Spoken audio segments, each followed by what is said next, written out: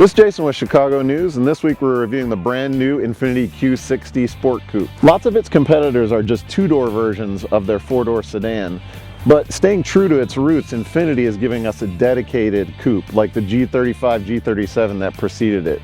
This is the coupe reimagined. There's no denying that this is a beautiful car, but there's some elements that I personally don't like. Grills are getting bigger and bigger, and it just seems to stick out like a sore thumb on the front of such a swoopy design. This is where the design of this Q60 really shines. In this beltline, the side of this car is just gorgeous. The proportions are perfect.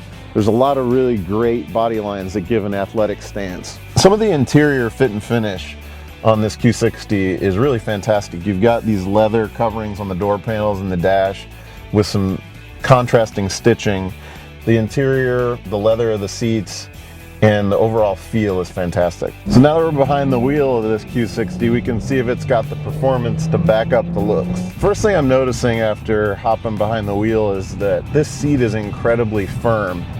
Now, some people, don't necessarily think that's a good thing. I like to have a good firm seat. It gives you better driving feel, allows you to get better connected with the chassis. Over a long time, we'll have to see if it remains comfortable. While we probably would prefer to have the rear-wheel drive model, it's nice to get a chance to drive this all-wheel drive version because, in Chicago, even though we really didn't have a winter this winter, it's probably going to happen again soon where we'll have a ton of snow. And it's nice to know, even in a sports coupe like this, that you have all-wheel drive traction to rely on. One thing that will suffer with the all-wheel drive version is your fuel mileage. We're getting 19.6 average right now. It's rated at 19 city, 28 highway, which is a pretty big spread, and that just shows you that this car can be pretty thirsty around town, but it is quite fun to put your foot down and have that acceleration. This is actually the middle power level that you can get in the Q60. There's a entry-level 2.0T with 208 horsepower. This turbocharged 3-liter has 300 horsepower, and then the Red Sport versions have 400 horsepower. Of course, we would love the 400 horsepower version, but this is actually quite quick. Probably our biggest complaint is the sound. Infiniti's chosen to pipe the engine sound through the stereo, and as far as I'm concerned, that's a bit of a lazy way to do it.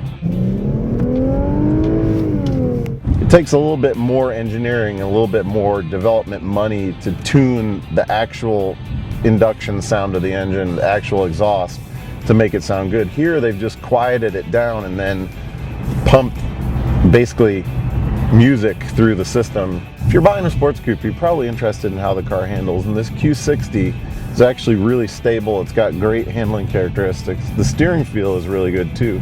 There's several different drive modes you can select from. You've got Sport, Eco, Standard, and there's a personal mode that you can kind of customize yourself. But one feature we don't like is that it'll change back to the standard mode every time you shut the car off. We really enjoy driving it in sport mode. We like to just leave it there, but you don't really have that option. You got to reselect it every time you start the car. Anytime you have a car that has a low roof line like this, it's a low swept coupe, you're going to have issues with headroom. But what we don't understand is there's room still underneath the seat. I've got it adjusted as low as it can go, but there's still room beneath it. You would think that they'd try to maximize and get the seat as low as possible in the car. So a bit of a missed opportunity to get a little bit more headroom for taller guys like me. As far as the infotainment system goes, we're still scratching our heads. It's been a little while that Infiniti's been using this dual screen setup. The idea is to have a screen to control everything and then another screen for the actual navigation or any other functions. At the end of the day, this ends up just being clunky, confusing, hard to use. There's multiple places, there's lots of buttons. The whole system is just a little too much.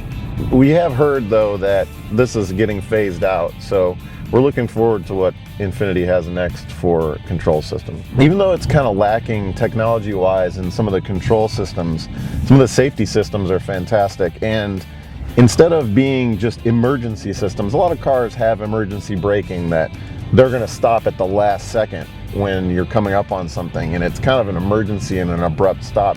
This has automatic braking where you can turn this on in the city. It'll gently stop the car as you come up to traffic, and it's kind of a better way of doing it because you don't want every situation to be a panic and emergency stop. It actually stops the car like normal for you. You've got pedestrians, bicycles, all kinds of obstacles in the city.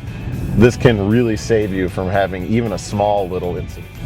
Of course, there are still a full suite of active safety features in terms of collision avoidance and emergency braking are all there as well. This has blind spot monitor, radar cruise control, lane assist on the highway. It'll steer the car for about 15 seconds before it tells you to pay attention. But some really great safety features here on this Q60. In the ever-changing naming of different high-level audio systems, this has a Bose Performance Series stereo, and it's actually quite good. It's lacking a little upper mid-range, but great bass control and it's overall a great system. Once again, the Sirius satellite radio doesn't seem to have the high-res tuner, so it's lacking a bit in sound quality there. The Q60 has so many different options with 3 different engine packages, all-wheel drive, rear-wheel drive, several different trim packages. This one's a really interesting combination with the 300 horsepower engine, all-wheel drive, and quite a lot of additional features. This particular one, coming in just under $50,000, is a great combination, especially for a cold weather climate like this. So what do we think of this Infiniti Q60? Well, it's a really great combination of looks, performance, and technology. And we really love that Infiniti is still dedicated to giving us a sports coupe.